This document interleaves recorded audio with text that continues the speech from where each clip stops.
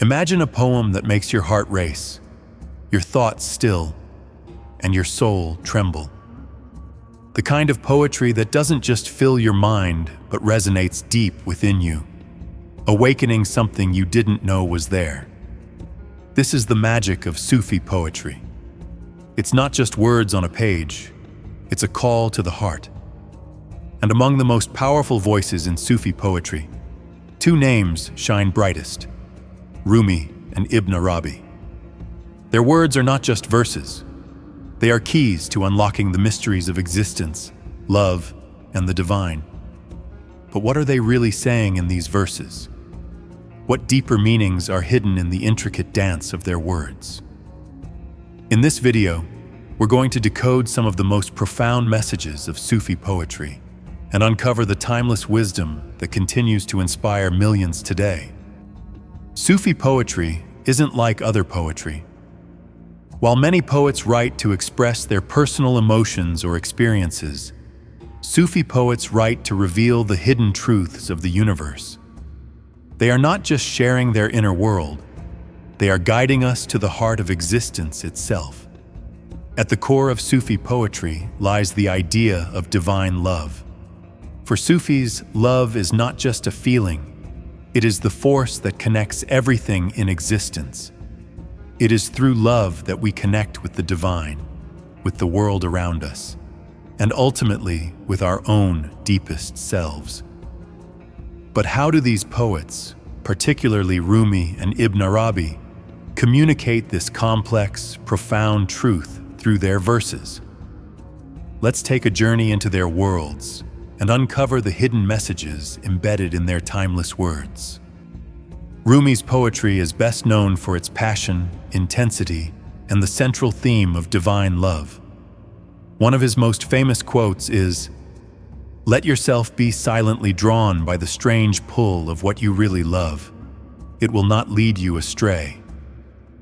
At first glance, Rumi's poetry seems to be about earthly love, the longing between a lover and the beloved. But when we look deeper, we begin to understand that his love is not confined to the physical world. For Rumi, the beloved is a metaphor for God, the divine presence. The love he speaks of is a love that transcends the material, a love that connects the soul to the divine. Rumi's famous Masnavi is filled with allegories and stories that reflect the soul's journey toward God. One of his most profound metaphors is that of the reed flute. In one of his poems, Rumi writes, "Listen to the reed and the tale it tells, how it sings of separation." Here, the reed is a symbol of the soul, separate from its source, yet longing to return to it. The reed flute's song is the soul's cry, yearning to be reunited with the divine. The pain of separation, Rumi tells us, is the very thing that drives us toward the source of love. In every longing, in every pain, there is a deep pull to return to the divine, to return to our true essence. Ibn Arabi, often called the greatest master in Sufism, took this exploration of divine love a step further.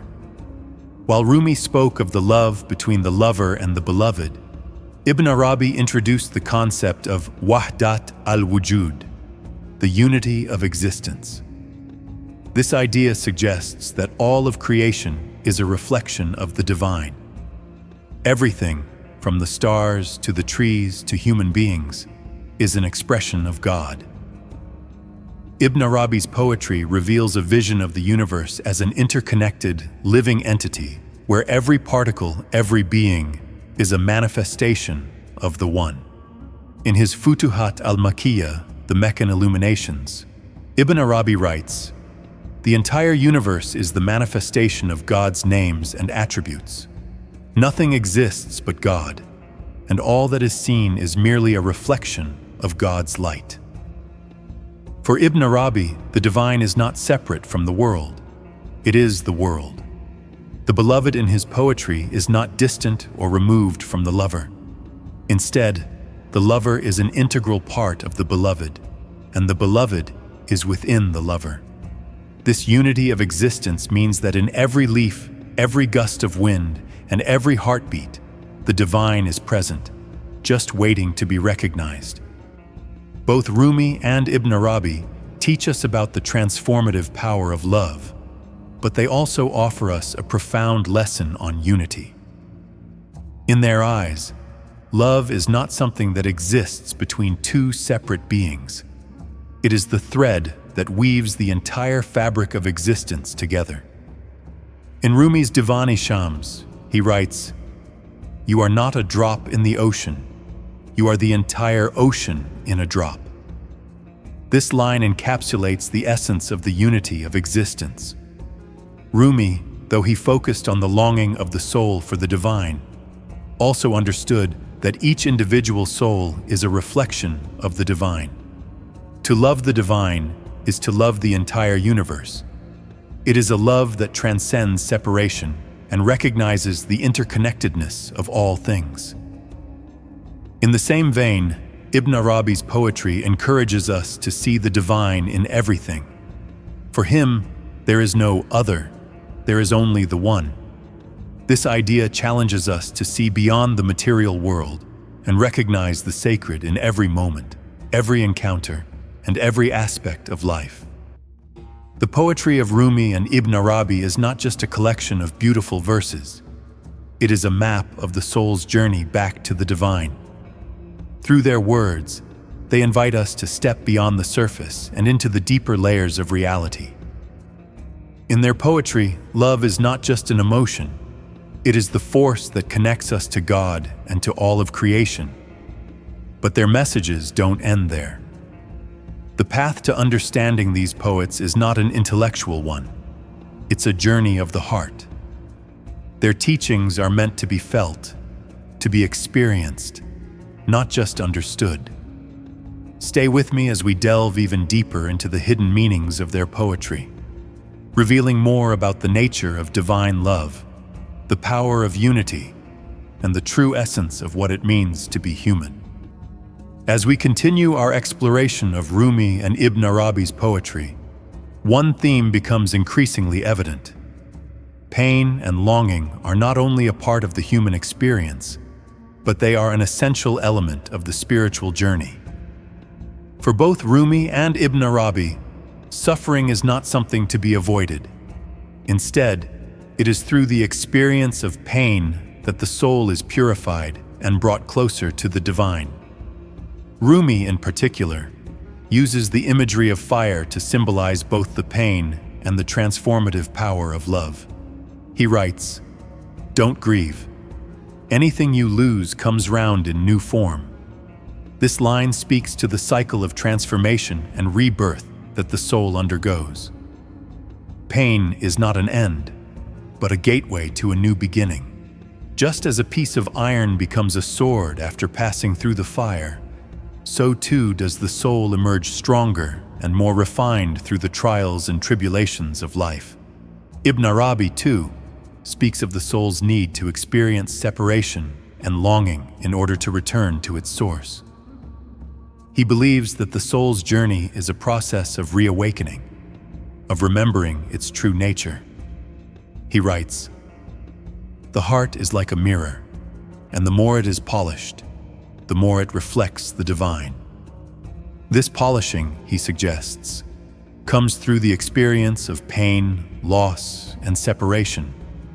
The heart must be cleansed of attachments to the material world before it can fully recognize the divine presence within. While pain is an important part of the Sufi journey, the ultimate goal is not to endure suffering, but to transcend it through the transformative power of love. In Sufi poetry, love is the force that binds the universe together, the divine current that runs through every living thing. For Rumi, love is the ultimate truth that guides the soul toward its true home. In his famous poem, The Guest House, Rumi writes, "This moment is all there is. Welcome it all, the joy, the pain, the loneliness, the fear, for it is all part of the divine." This poem is a perfect example of Rumi's unique approach to love. He invites us to welcome all aspects of life, both the beautiful and the painful, because love flows through them all. For Rumi, love is not limited to romantic love or affection. It is an all-encompassing energy that includes every emotion, every experience. Every moment, no matter how difficult, is an opportunity to connect with the divine. Ibn Arabi's approach to love is similarly expansive. He teaches that love is not something that is limited or exclusive.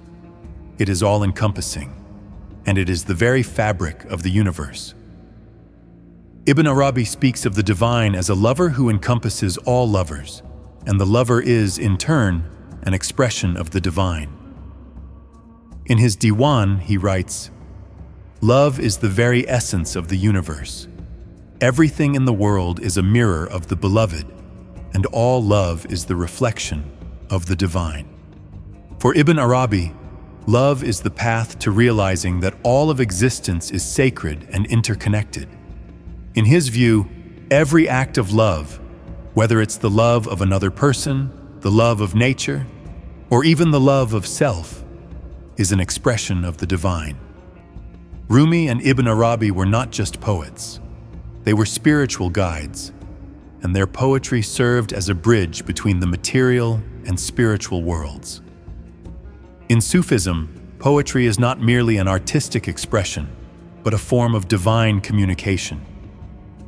The poet, in this tradition, is seen as someone who has the ability to channel the wisdom of the divine and share it with others through words.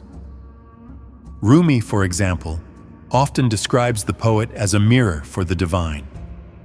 In his view, a true poet does not create from their own ego, but rather reflects the wisdom and love of the divine in their work. In one of his verses, he says, "The words you speak are not yours. They come from the beloved. You are merely the instrument through which the divine speaks." This idea is reflected in the teachings of Ibn Arabi as well. For him, the poet is someone who acts as a medium, expressing the unseen truths of the universe through their words. Ibn Arabi believed that the poet's role was to help guide others on the spiritual path, using their poetry to open the hearts of the listener and draw them closer to the divine. Rumi and Ibn Arabi both emphasize that the journey of the soul is one of awakening, a process of realizing the divine presence in every aspect of life. The poet, in this sense, is not simply sharing wisdom, but guiding others along the path of spiritual awakening. This path is not an intellectual pursuit, but an experiential one. It is about feeling the divine presence in every moment, in every encounter, in every experience. Rumi often speaks of the spiritual drunkenness that comes with this awakening. In one of his most famous verses, he says, "I want to sing like the birds sing, not worrying about who hears or what they think." This quote reflects the freedom that comes with spiritual awakening. It is a state of pure connection with the divine, where the soul is no longer constrained by the limitations of the ego or the judgments of others. When we awaken to the divine presence, we are free to be ourselves, without fear, without doubt. Ibn Arabi's understanding of spiritual awakening is rooted in the idea of returning to one's true essence. He believes that the soul is like a mirror, reflecting the divine light. Through the practice of love, devotion, and self-purification, the soul gradually becomes more polished, allowing it to reflect the divine more clearly. As Ibn Arabi says, "The journey of the soul is to return to the light from which it came. Every step on this path is a step closer to the divine." The poetry of Rumi and Ibn Arabi is not just a relic of the past. It is a living, breathing guide to the soul's journey toward the divine. Their words transcend time and culture, offering us a glimpse into the heart of existence itself. Through their poetry, we are reminded that love is the most powerful force in the universe, that pain and longing are not to be feared, but embraced, and that the path to spiritual awakening is one of unity with the divine. As we continue to reflect on their words, let us open our hearts to the hidden messages they contain, allowing them to guide us toward deeper understanding and connection with the divine. So the next time you read a line from Rumi or Ibn Arabi, pause for a moment. Let the words sink in. Listen to the wisdom they carry. Because these poets, through their verse, have left us a roadmap, a way to navigate the depths of the heart, the mysteries of the soul, and the boundless love of the divine.